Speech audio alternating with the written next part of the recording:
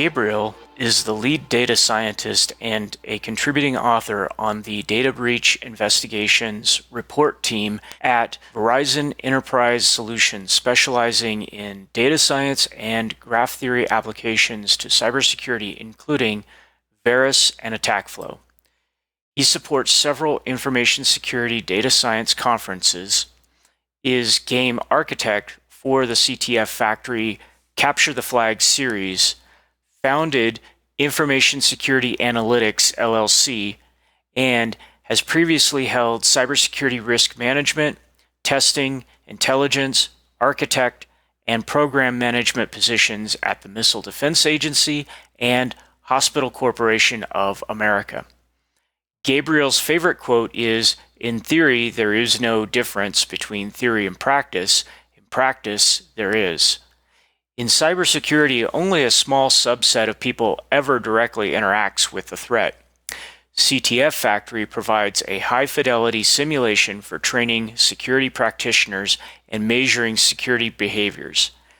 This talk will cover who CTF Factory is, what CTF Factory does, how CTF Factory does it, and what we've learned about how people play, learn, and interact in a game environment. And with that, I will turn it over to Gabriel. Thank you so much, Matt. And so we're here to obviously talk about CTF Factory and kind of a stereotypical agenda, but two things here. One, the reason to talk about it is to help give an idea about what kind of range opportunities exist in this space, and also to give this group an idea and maybe help foster some ideas for research opportunities, because one of the things we want to do with our capability is see it used for actual quality research. Now, a big caveat for this presentation. We're going to talk about not just kind of the generalities of the game, but a lot of the specifics.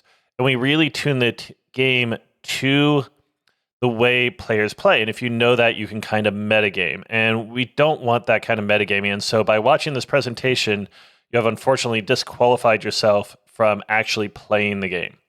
The recording will have several pieces of it removed, which makes it a little more appropriate for a wider audience. And so if you would like to play the game, you can certainly just leave now and wait for the recording. Otherwise, though, I think you may want to stay and hear about the behavioral aspects of the game. They're probably more interesting. And so Matt already did the introduction, obviously, for this presentation. The CTF Factory role is probably the most relevant, which brings up the question, what is CTF Factory? So, and maybe actually step back, what are Capture the Flag contests, CTFs? And they come in a lot of different shapes and sizes. There's like the hack into themes type. So like the DEF CON CTF, kind of the big daddy of them all, is people attacking each other or teams attacking each other or attacking some central system, something like that. There's puzzle solving ones like for the DBIR for years, we did a cover challenge and it was just like these little kind of cool puzzles that you could do. There's trivia ones like I think Hack in the Box has like kind of a Jeopardy style.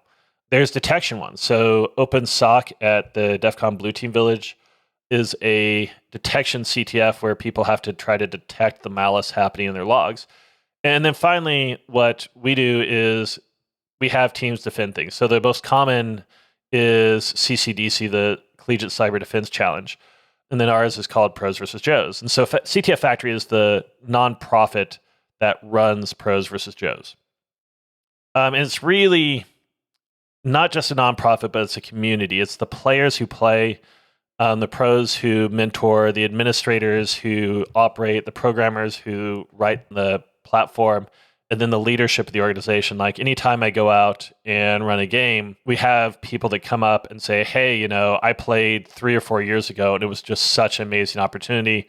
It really sticks with people. It makes a difference. And it's that community that's a big part of the game.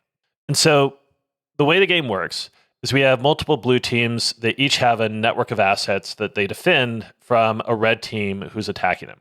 Each blue team has a professional captain who is experienced in this area and helps train the blue teams. The ranges are a mix of desktops and servers, operating systems, software, really kind of a large diversity of systems, with the goal of teaching the players how to both secure the systems as well as how to respond to incidents. And that's how we use the range primarily. However, the range is incredibly flexible, as we'll see as we kind of go and describe it. We could play offense against offense. We can do defense. We could incorporate potentially other different types of roles into the game. It's an incredibly flexible range and a very high fidelity one. And so it started back at Wilmington University in 2013 by the founder and current CTO and chairman of the board, who goes by Dichotomy in this context because he has a day job and he tries to kind of keep the two separate.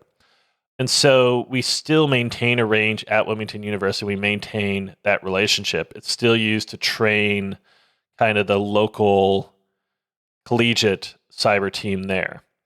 But in 2015, it became the Capture the Flag contest for B-Sides Las Vegas, which is the oldest and second largest B-Sides conference. It operates at the same time as as Black Hat in Las Vegas right before DEF CON. And I joined about 2017, and with that brought the idea of changing over to an economic model. And we'll talk about this more, but before that, it was more like, the way a video game works where, the score just kind of goes up and up and up as things happen. And now we have an economic model where every scoring event is a transition of score between teams. We also have a storefront that teams can purchase things from. In 2019, we formed the nonprofit. We incorporated the nonprofit to more help formalize the organization. In 2020, we opened our second range at a colo in Baltimore. And since then, we've spent a lot of time working to build out and improve our automation and our execution. And so what is the current architecture? First, the architecture is the people. We have 4 main teams, starting with Gold. Gold team are the ones that run the game. They're the super users, so to speak. They play the role of any people that we like in the game but don't actually have their own individual teams, so like the bank that's paying things. We also potentially provide escrow services. It's also the game masters who sit there at the game, make sure teams are having a good time, make sure the game is working properly. And it's the administrators that are overseeing the software and such during the game. The next team are gray users, is the gray team.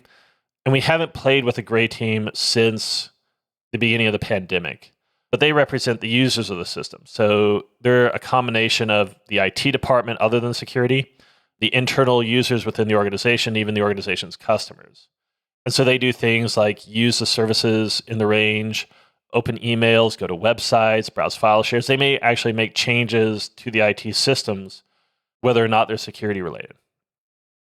The third team, which we couldn't do without, is our aggressor squadron, our red team. They effectively work for the gold team. Their job is to challenge the blue teams.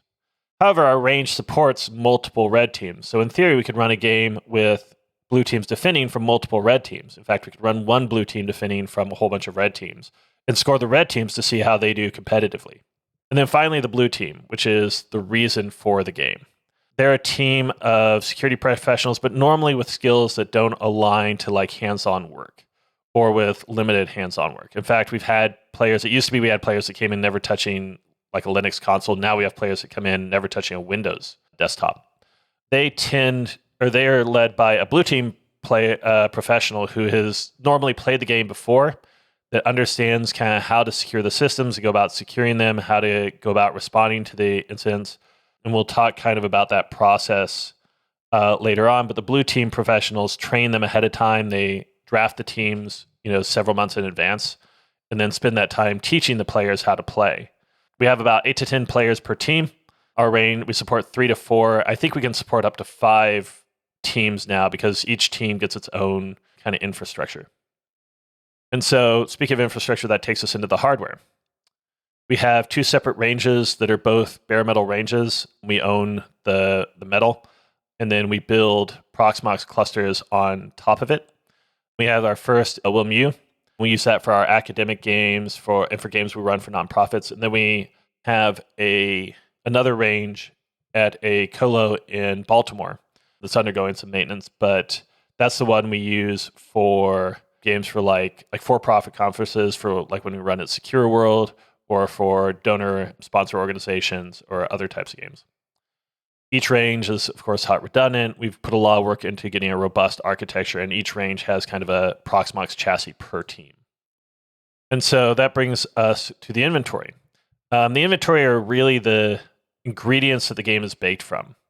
And so it combines, these are mostly defined with Proxmox templates. We're kind of moving toward Roadrunner and Terraform to build these, and building into this. This is kind of what we use to assemble the network that the teams defend. And by the way, this is one of the slides that for the recording we'll want to blur out so that you can't read the individual lines. And so if that's our platform we run on, then what's our software? We have 4 main components to our software, 3 that are highly visible and 1 that kind of hides in the shadows. The first is Factory, and that's what orchestrates the game. It's really the game engine. It brings systems online and offline. It interfaces with our infrastructure. It interfaces with Scorebot. It's what gives us repeatable and automated games. So speaking of Scorebot, that's really the oldest piece of software. And really one of the key features in addition to, or with Factory, that helps make this game happen. Scorebot kind of dates back to the beginning of Pros vs. Joe's games. It has, its first job is to access services and see if they're up and running, because we give blue teams score for maintaining services in a running state. Its second job is then to manage scoring events. So checking the service is one thing, but processing those checks to turn them into score is a separate thing. And it's not the only scoring event. There's transfer of score to red teams through beacons. And so a beacon is like, think about like a bot running on a computer, and where an attacker just kind of maintains access to it. The beacon checks in regularly to Scorebot and says, hey, I'm here. And then Scorebot processes a scoring event based on that. It also processes flags, so like having a file stolen, as well as gray team tickets and scoring. And so it takes all those and it executes them as a transaction between teams. And we'll see the scoring model, the economy of the scoring model on the next slide. And then finally, it produces a scoreboard like this. So it's adding up all the score, it's keeping track of where the transactions are, it's listing beacons, listing flags, all that stuff, and presenting it to the teams who get this scoreboard, and they get it on a per round basis. We only update per round, and we'll talk about that a little bit later. The game received a major update in 2017, like I mentioned. We went from kind of that video game method of just keeping a single counter that had a number in it to managing transactions. And this economic model update had a lot of benefits, and we'll see kind of later on how it allowed us to solve a lot of problems that you run into in this type of game. It also gives us a transaction log, and so every scoring event becomes a transfer of score from one team to another team, and we have that log, and that's what we use for a lot of our post-game analysis as well as our pre-game analysis. And so this is the scoring model from a paper that I started and never published. The economic model for the game starts with the gold team in the upper right. Now, because we haven't played with gray, what tends to happen is we just transfer score directly from the gold team to the blue team for scoring events where they have a service up. And so we check if the service is up each round. If it is, we pay them for it. However, when we play with the gray team, we have some additional dynamics. And so the gray team may have needs from the blue team, and we're trying to align incentives here. And so the gold team then pays the gray team. And if the gray team doesn't get the service that they need, gray team can say, only pass a percentage of my score to the blue team. And so if I'm getting paid 100 and I think I'm getting 60% of the functionality I should because my email is always down, I can't log in, I can say only give 60 to the blue team. Also, a lot of times we play with a single gray team, and potentially that opens up the opportunity to auction services. And so let's say that a blue team says, I think I'm very good at securing systems and maintaining them. Therefore, I can take on additional systems at a lower cost to my competitors.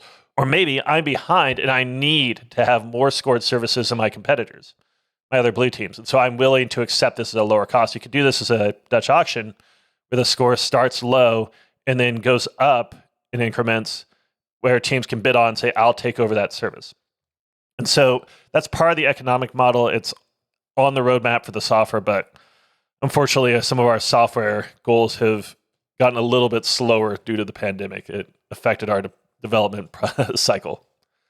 And so I'm going to skip 3 and 4 and come back to them and talk about 5, which is the major way that blue teams lose score. They lose score normally to the red team. So the red team, like I said, puts a beacon on a host. That beacon calls back to Scorebot, And once per round, if there was a beacon, the Scorebot transfers an amount of score from the blue team to the red team, or the team that created the beacon, for that score. So teams can have beacons on multiple systems. They can have multiple beacons on each system from different teams. You may only have one beacon per team, per system, per round. And when I say multiple teams, it could be multiple red teams, but on the second day, we let the blue teams actually attack each other. And in that context, the blue teams can transfer score to and from each other. And so they can take score from their competitors. And we'll actually see an example of that way at the very end of the presentation. And so going back to 3 and 4 here, 3 is something that we normally zero out, but it's the only sink in the economy. Everywhere else, gold team puts score in, and score gets moved around a lot. And there are some purchases here, but we really need also a consistent way to take score out of the economy. And that's what this is. Practically speaking, it hasn't been a big issue, but it's one way of dealing with inflation, which we'll look at a little bit later. The other thing is it allows for rubber banding, and I'll kind of address that in a later slide, but it's an important part of games like this. Then finally, we have the store. The store allows teams to purchase things. So the blue team can purchase goods and services from the gold team, whether that's another scored service or maybe a ability to roll back a system, things like that. They can also purchase from the red team, and that's happened before. They can purchase things between each other, right? If they have something to share of value, they can purchase between each other. And in fact, the red team can even purchase things from the gold team. And that allows for our flexible play. In fact, that's what we'll talk about on the next slide. And so this is our storefront. Our storefront is integrated with our scoring system, and it deals with one of the challenges that we faced. We'll talk about the other challenges on the next slide, but it deals with one of the challenges we faced when we went to, and one of the reasons we went to the economic model. And that's that it's hard to play different strategies in a game like this. You kind of get locked into, without this, there's only really a couple ways that score gets transferred, right? There's beacons that take score out and flags, and then there's payments for services that bring score in.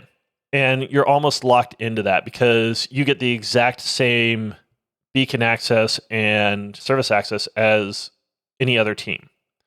The store opens up possibilities. Teams can invest in additional tools, right? They might buy an advanced firewall at the very beginning of the game with the expectation that will improve their defenses overall through the game and pay back.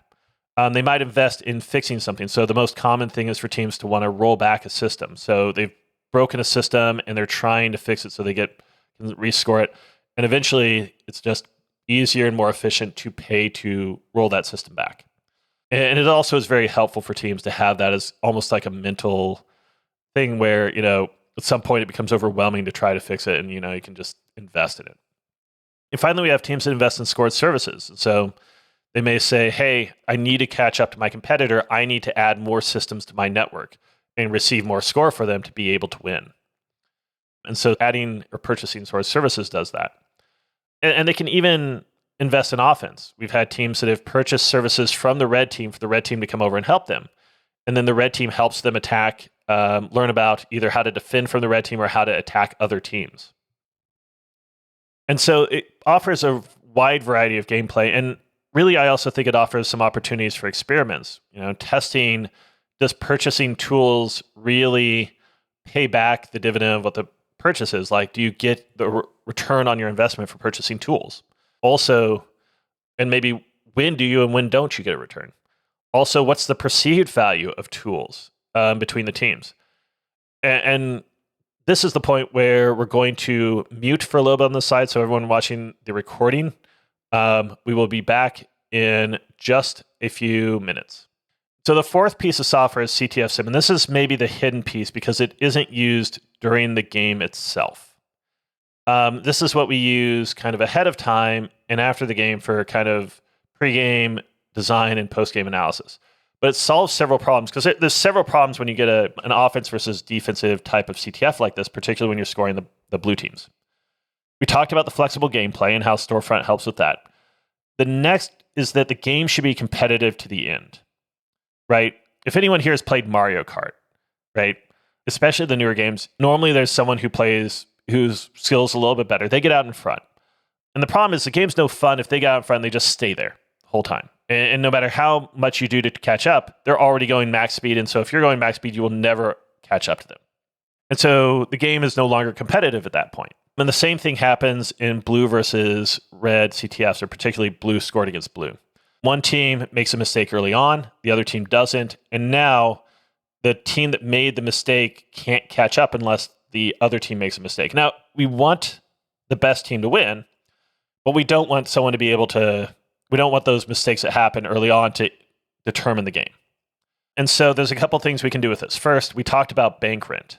Even though normally we zero it out, if we were to scale it to the amount of score you already have, so, the richer you are, the more you have to pay in overhead, that provides a little bit of rubber banding. The idea that the people behind can catch up. And the way this works in Mario Kart, right, is that the people in the front get the really bad power-ups. They get like a coin and a banana, something like that. While the people at the back get the really fancy power-ups that, speed them to the front. So charging the people that are ahead a slightly higher percentage of their score as bank rent, the same percentage but a slightly higher amount, is one way to create that rubber banding. But the next, where CTF Sim helps, is that it helps us design games to remain competitive. Because like I talked about with Factory, it brings hosts on and offline, and we'll see that in some detail later on. But we can, by bringing systems on and offline, that introduces new systems that have to be secured, that are vulnerable, that potentially the red team has already compromised, and giving the red team a way to get back in and cause those additional issues, so requiring that the lead team stay engaged. But also lets us remove secured systems. So after a while, the system it's gone in, it's been adjudicated, the team's earned some money from it. We want to remove systems a decent amount because it helps lagging teams. So if the team that's doing well has figured this system out, they've protected it, and now it's just scoring for them and it's going like this. But the team that's behind is still having trouble. They're scoring for this system's going like this. Removing that from both teams removes it from the team that was scoring it and makes it even then again. And so it is kind of an implicit way of helping lagging teams not lag as much. And again, it doesn't make anyone win or not, but it helps a little bit with rubber banding. And finally, CTF Sim gives us a lot of kind of very granular control over the score and a lot of insight into the score, which is important, as we'll see later on. Now, probably our next biggest method for controlling for competitivity is the red team targeting. So the red team's going to target the lead team the same way Google has more people trying to hack them than I do. Attacks go towards the larger targets. This provides more headwinds to the lead team. It also provides more obstacles to the trailing team. And so that's all being competitive at the end. The next challenge we want to address is we want to have a clear winner, but we want everyone also to leave feeling positive.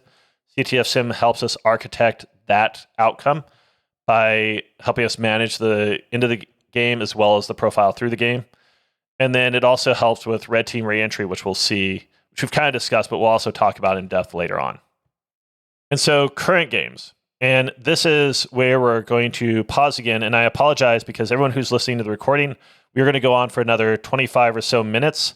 And when we come back, we will be, unfortunately, at the end of the presentation. CTF Factory is a nonprofit. Its community is this high-fidelity simulation that it's got its roots in academia. But a big focus is on the community. It really is about the players. And it's all about the people. And with that, I'll say thank you. If you want to find me, you can find me on Mastodon or you can email me. This is one of my many email addresses, the one most relevant to CTF Factory. And we'll open up for questions. But before I do, I also run the ground truth track at B-Sides Las Vegas, which is where we play our main CTF game. Ground truth is a data science track, and it's really emphasis on science. It's not bring me all your new machine learning models. It's telling me about science executed in security. So it's tell me about the new data sets. Tell me about your experience. Tell me about your negative results. Tell me about something that we all knew, but someone went out and actually proved and used evidence to show. It's about not just security, but it's about, we've had librarians speak on library science. We've had neuroscientists speak. We like that cross-domain knowledge and bringing it into security. We've even had talks where people come and talk about that one kind of niche paper that only addresses a very narrow thing, but they really wanted to share. It's not just for its security practitioners, it's academics, it's students. We have never not taken a student speaker because it's an opportunity for them to grow and also to get out in front of the world. And so I highly request everyone here, if you have something you think would be interesting, consider submitting. It's an excellent chance to meet the security community if you don't get to meet them already. The CFP is open 3/7 through 4/18, and then the conference is August 8th and 9th. And while you're there, I highly recommend stopping by Black Hat or DEF CON. So with that, we can go to questions.